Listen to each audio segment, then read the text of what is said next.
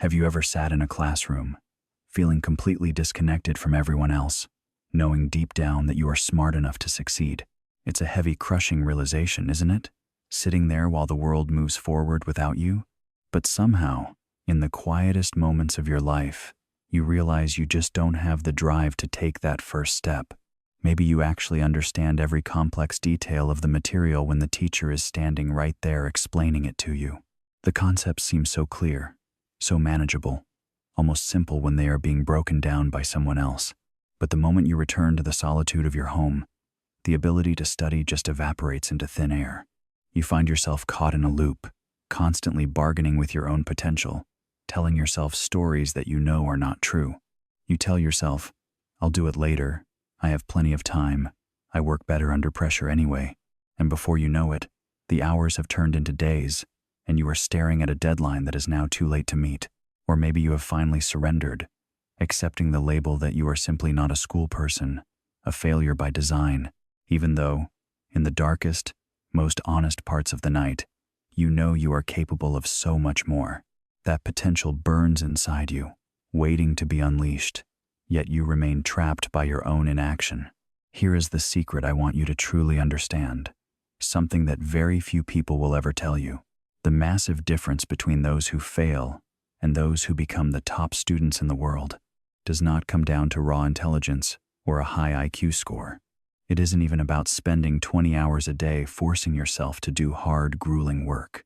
It all comes down to one single, life-altering question that demands an honest answer.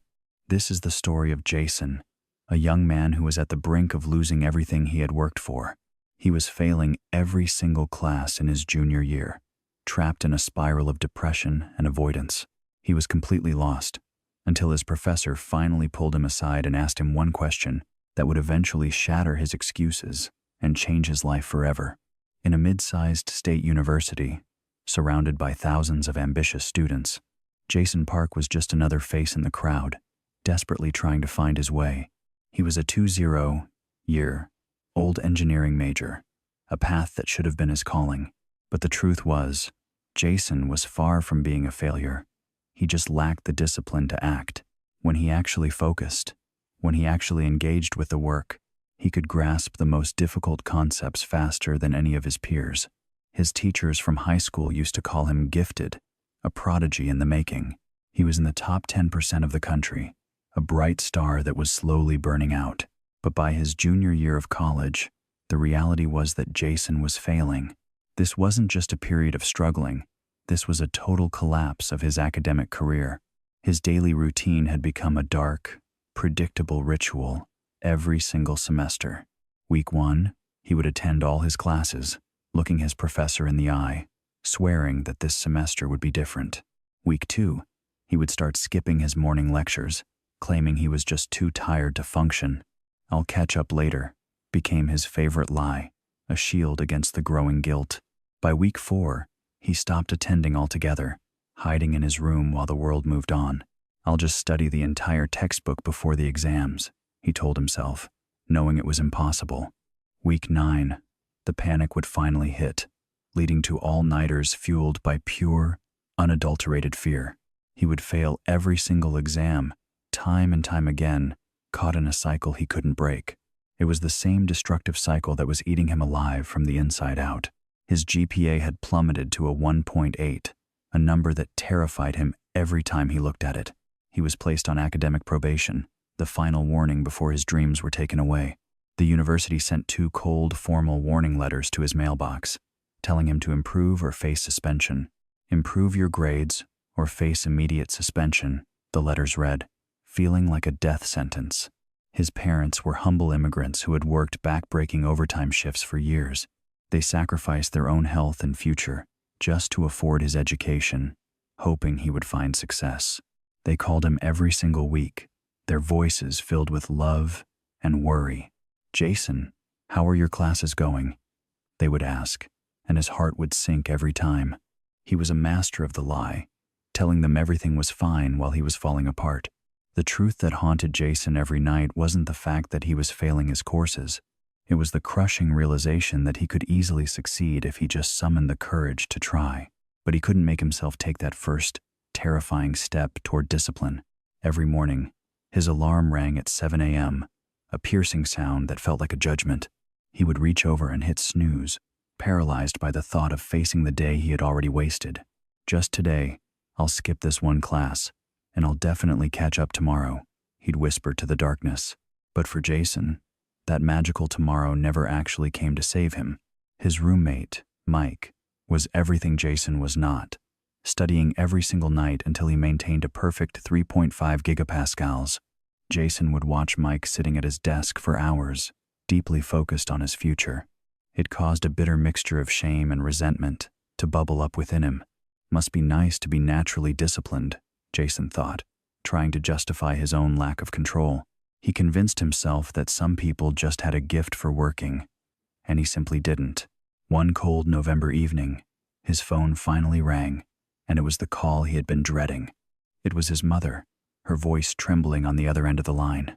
"Jason, we just received an official email from the university today. It says you're failing 3 classes. How could this be true?" Jason felt his stomach drop, the cold reality hitting him harder than anything before. "I can fix it, Mom, I promise. I just need a little more time," he pleaded. "You've been saying that for 2 years, Jason," her voice cracked with years of exhaustion. "Do you have any idea how hard your father and I have to work to keep you there? Maybe college just isn't for you. Maybe you should come home and get a real job. We simply cannot keep paying for you to waste your time and our future." Then, she finally hung up, leaving Jason in a silence more painful than her words. Jason sat on his bed, the phone still trembling in his hand, his chest tightening with overwhelming shame. For the very first time in his life, he was forced to look directly at the truth. He wasn't a victim of his circumstances. He was the architect of his own destruction. Every single day, he had been actively choosing to fail, and the weight of that was unbearable. The next morning, he marched to his professor's office, carrying the heavy burden of his mistakes. Professor Martinez taught thermodynamics, a subject as brutal as the reality Jason faced. She was in her 50s, a woman known for being demanding, but above all, she was fair. He stood before her door, shaking, before finally knocking to face his future. "Come in," her voice called out, calm and steady as a heartbeat. Jason entered, feeling like a child caught in a lie he couldn't escape.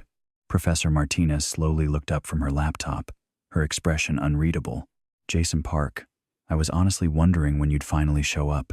I wanted to talk about my grade," Jason stammered, feeling the heat rise to his face. "You're failing," she said, her voice cutting through the tension like a blade.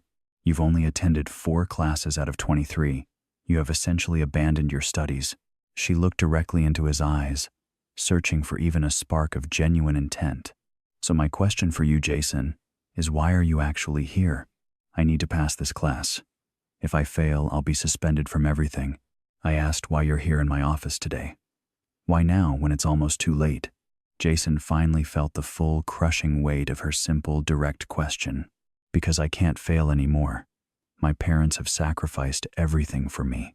"Your parents?" Professor Martinez leaned back, watching him closely. "Jason, let me be direct. I've been teaching at this university for 26 years.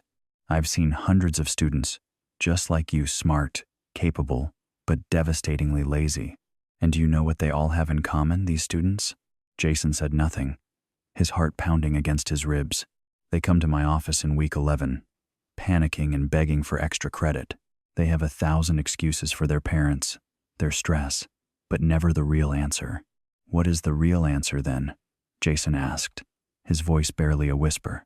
Professor Martinez stood up and walked to the whiteboard, picking up her marker.